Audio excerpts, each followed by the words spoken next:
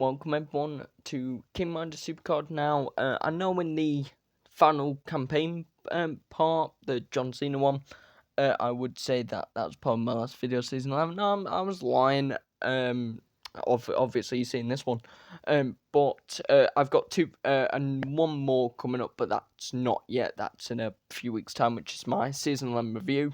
In this one, though, I wanted to review Halloween Havoc, really, because I think this LTE scavenger hunt is what I called it. Um, it had things to it that I think was okay, but something that's very questionable. So I'll be talking about each stages of Halloween Havoc. So, for example, the first week, and like the first bit of it where it was only Boom and Tomb Smasher, and we'll talk about that. We'll talk about when Survivor got added, when it got added into 3 packs, and also 24/7 mode.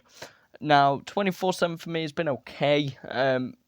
I've had a few rounds. I'm at a 53 streak at the minute. I'll pop by the end of it. I'll probably be in maybe the 70 mark. I think. I don't think I'm gonna get higher than my current one. Also, I know I changed my champ. Yeah, I finally got him. Um, but yeah, it's one of them things. So what I'm gonna be doing is just doing some gameplay and stuff. While playing the while playing, talking, and stuff. Um, just for you can understand my point of view. I'm probably not gonna get Kyrie. I did get Rhea in the end. I did complete her, and I got AJ Lee, Alex Bliss, Becky Lynch, Aleister Black. I didn't get Kyrie, and I'm probably now not going to get Kyrie. I need to average 12, a minimum about 12 a day, which, I mean, it can definitely happen. If I get lucky, of course, there's going to be added, the bonus parts give me 20, Tomb Smasher may give me a 10 or whatever, what, so yeah, I definitely did get it. I did get Rhea in the end. The only image I was really interested in, me personally, was Aleister Black.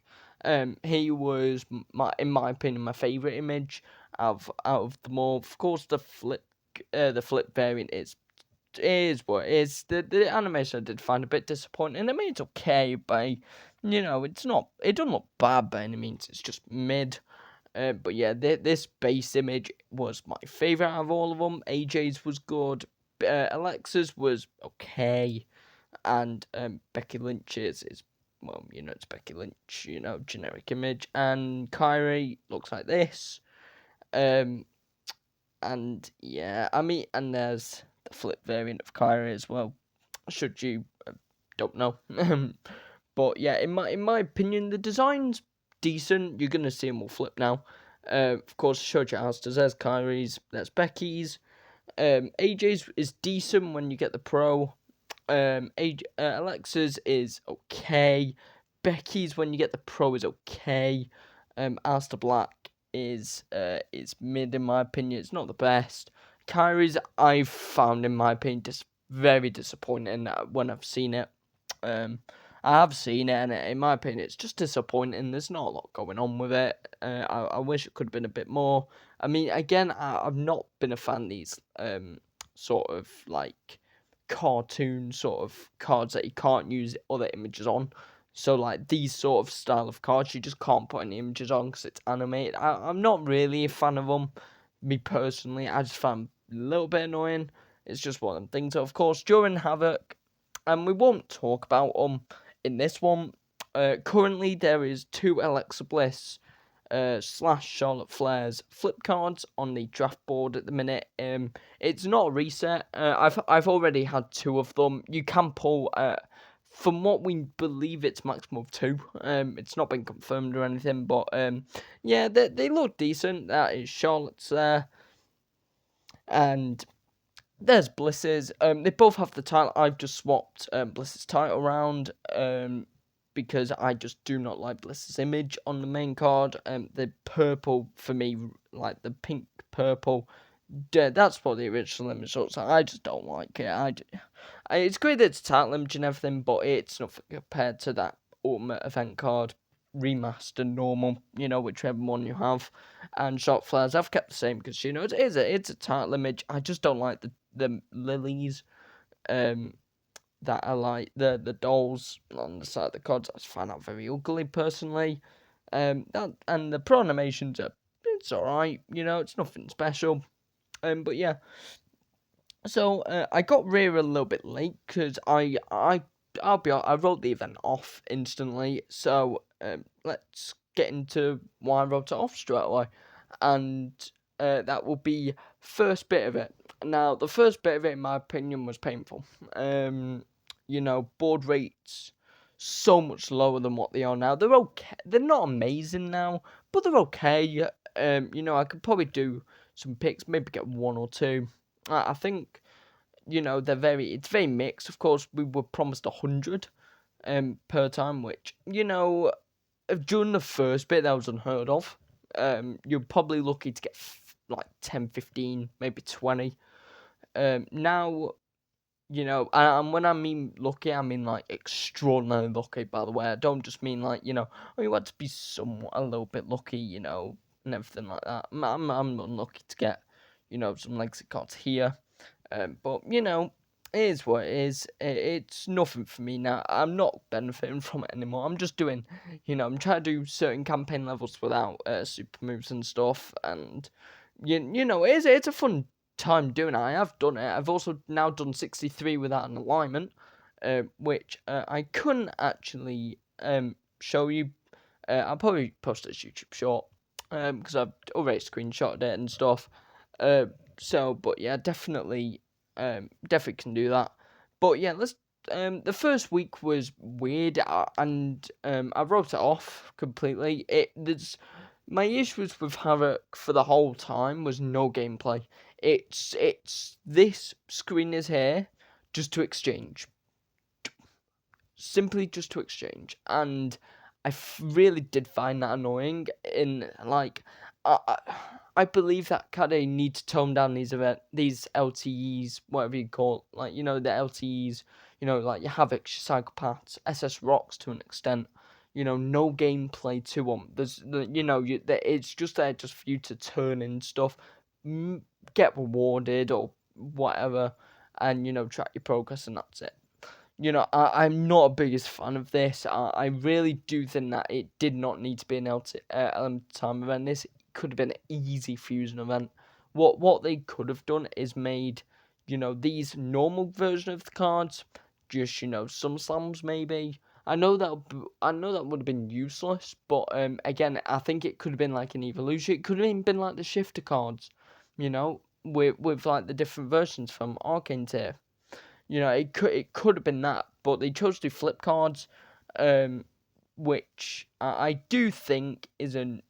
They're not bad, so to speak, and these are what the shift cards look like. For example, Brock here, the same image, just three different card designs, three different effects, different procs, etc. And that's what they did with these. They did change the procs. I do normally change my name. They did change the pots. For example, AJ from down arrow went to an up arrow, but also got power and toughness, which, to each their own. I mean, I know people who aren't doing campaign. Well, if you're not doing campaign, this will mean nothing to you. Where it's like, oh, why am I going to be talking about procs and stats? 63 needs up arrow speed. That's the biggest problem for everyone. I think that is sort of retraction from that because they want to make it a more difficult one, and it is definitely a more difficult campaign. I've been looking at the results, probably maybe at 1,000. I know we're over 1,000 now, maybe 1,200. I've not checked a little bit. I saw 1,160. Like, I know we've got 12 days left, but we're not hitting the levels of Warrior or Bulldog. Warrior and Bulldog hit about, I think, 2.2, 2.3 retrospectively. It was more easier, but yeah, pound toughness was annoying. Rear Ripley, easily the best card out of them.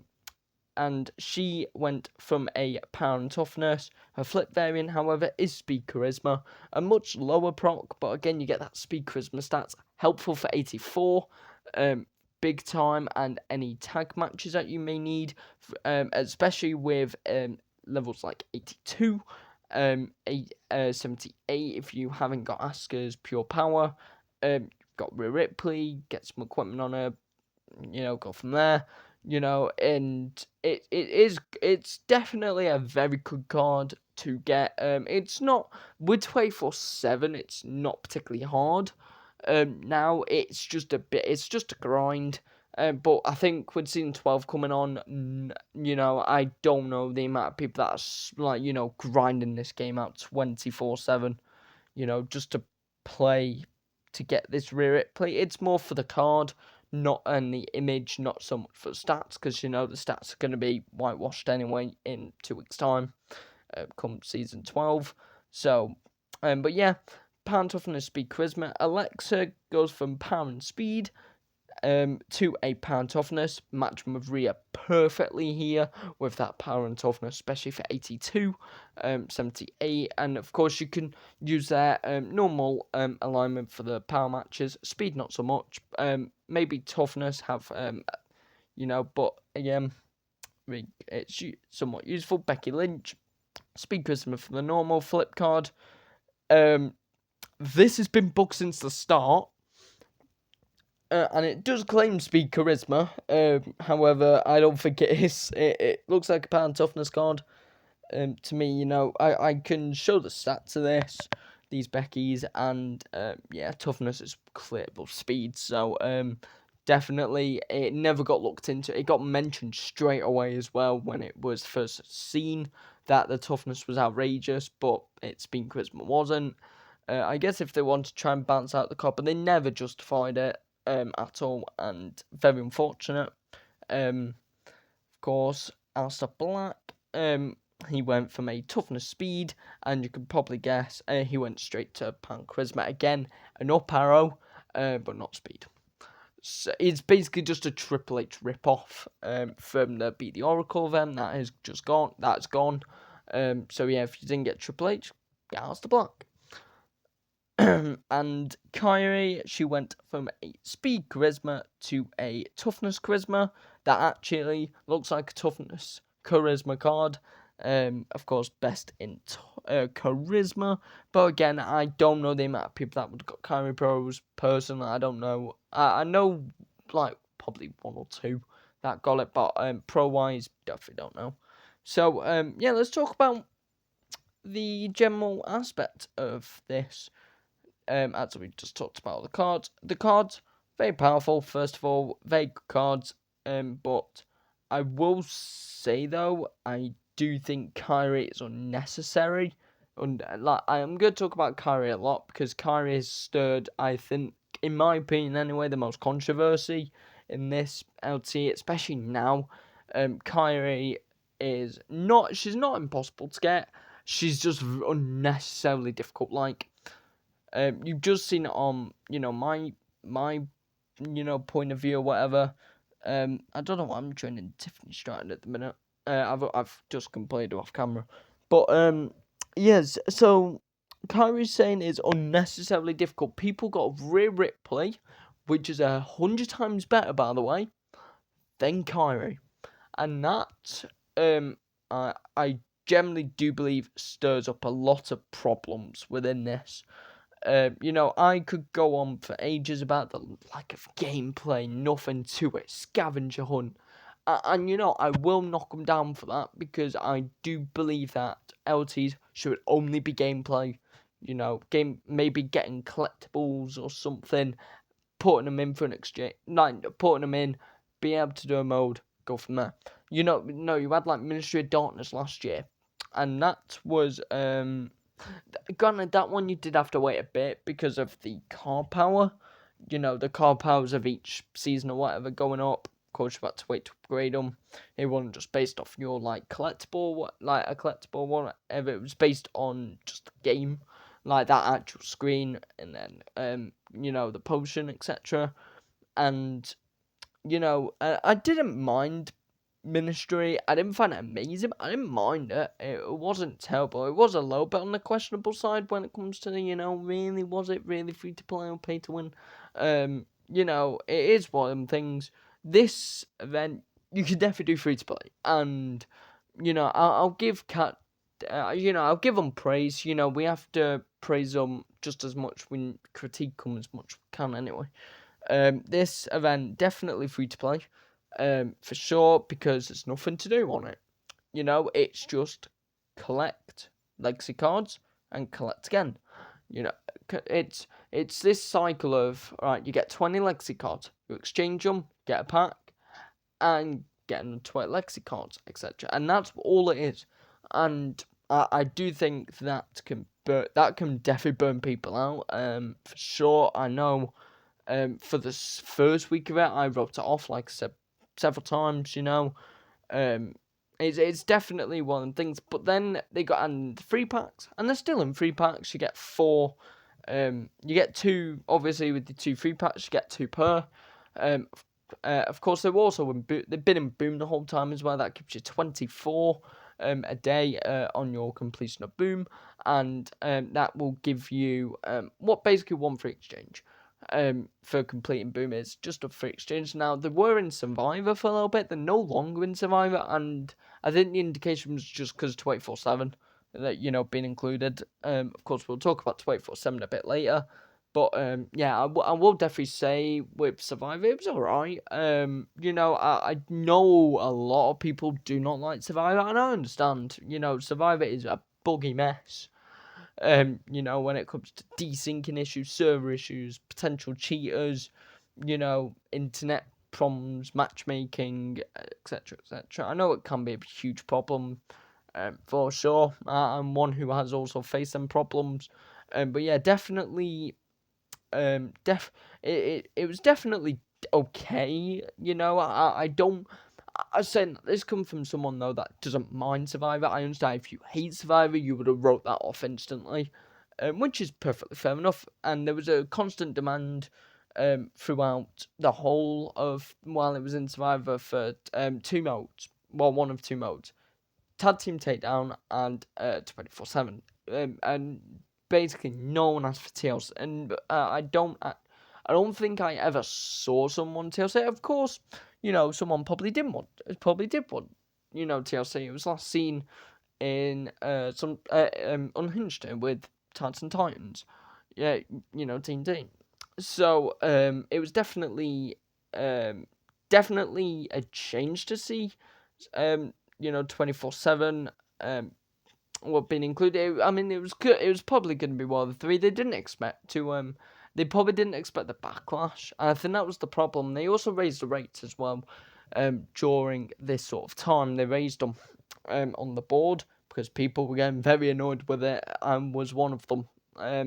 And I think Survivor, it made it okay. It made it to an extent grindable, I guess. Not an infinite grind though, because you only had 25, tokens. But it was definitely I wouldn't say a bad move. It was just a little bit on the risky side. It was a 50-50 move. It was either you loved it or you hated it. I would say loved with very big quotation marks. I should say find it okay. Um, for sure. And then they added 24/7 now, and they finally listened. Um, so 24/7 is very good. It is actually very rewarding, more rewarding than what we thought. Well, like I remember seeing when 24/7 first dropped on for this, someone said, I'm not gonna out them out or whatever, but they said it was more rewarding than they expected it to be, and I agree. Um, if I show you the 24/7 rewards, for each sort of streak, excluding the 0 streak. If you got a 1 streak, got 3 legacy cards, which is not bad for 1 streak, for very easy. 3 for 2, you got 3. 4 increased to 4 now when we get to 3. For a streak of 4, you got another 4. A lot of 4s there. Streak of 5 increased to 5, which was actually quite crazy, really. 6 was again It went up to 5. It was still 5. Then it rose to 6.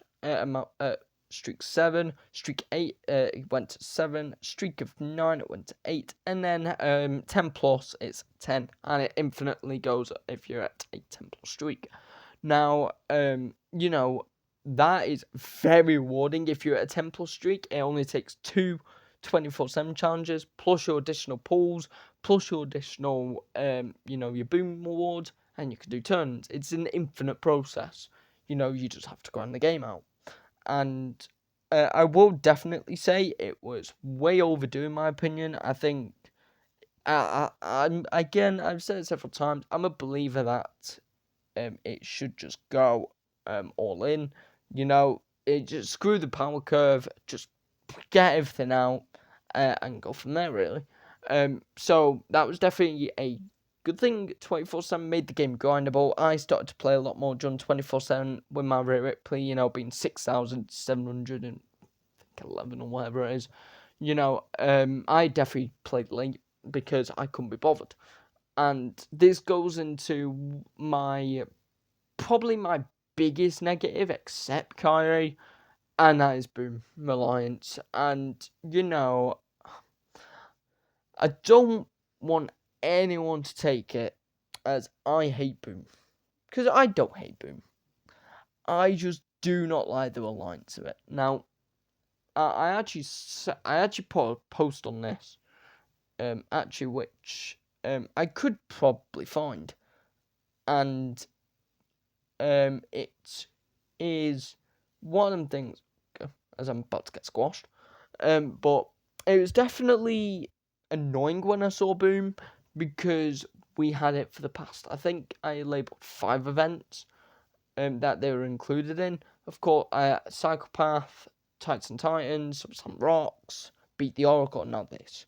And this was my sort of complaint to it, because it's just a reliance on Boom. And I understand that Boom is new for Season 11. It was the Season 11, big feature. The biggest thing to come out of Season 11 was Boom. It's like Season 10 last year. The biggest inclusion was Campaign Mode. This one, it's Boom. And I do think, though, burnout is a concern for the community, for sure. I've got, nothing against Boom. I don't mind it. It's been drastically improved how it was. But I do think, however, it's stale. It just gets super stale very quickly. And, I got bronze and reader, whatever. I'm not going for the pokes. I can't bothered. But, it's difficult because with Boom, it's going to be next season most likely. By the way, I do apologize if you can hear banging. By the way, there's fireworks being set off. But it's definitely a difficult situation that we're in for Boom specifically, because it's just burnout. Constant burnout. And there are people that just do daily routine and it's Boom anyway. And people are like, okay, yeah, that's another thing to add. Add to my reward collection of, whatever it is. 5 cards, 2 support, Eon, Superstar, whatever it is. And it's definitely a thing where we have to question, though, are Cat Daddies slowly getting rid of the other modes? And that, for me, is a concern. Now, obviously, I don't think they are. I think they are trying to save them for example, like collectibles or something for Season 12. This will probably be the last, well, this should be anyway, the last big thing of Season 12. Season 11 even, sorry. On the road to Season 12. There should be no more LTs after this for Season 11. Of course, Season 12 are going to have them. Hopefully not straight away. I think the first one for Season 11 is Christmas, with Save Santa, but I'll talk about that. But, yeah. This thing did not need to be an LTE. It could have been a fusion event. Very easily. What would I rank it, though? It's tough, because I'm probably gonna say, I know I spoke a lot of negative about this, so I don't think I can rank it a 5, especially for the first week. And I think it's because of my burnout more than anything else.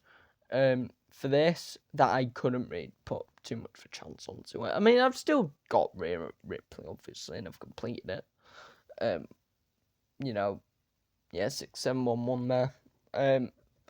But I do think Havoc, for me, is just a 4.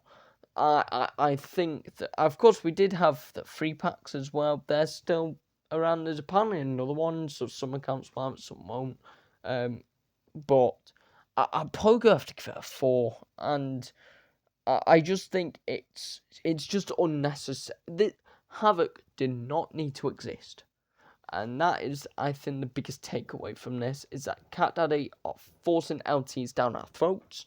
Burnout is going to be a serious concern come season 12. People are going to get burnt out very easily in next season, especially if they're just going to do LT after LT after LTE. So yeah, I do think Havoc is a 4 in my opinion. But I will praise its free-to-play nature, however, 24/7 towards the end. And yeah, this has been King Midas Supercard right here. Do apologise for the fireworks. I'll make a YouTube short regarding 63. Goodbye.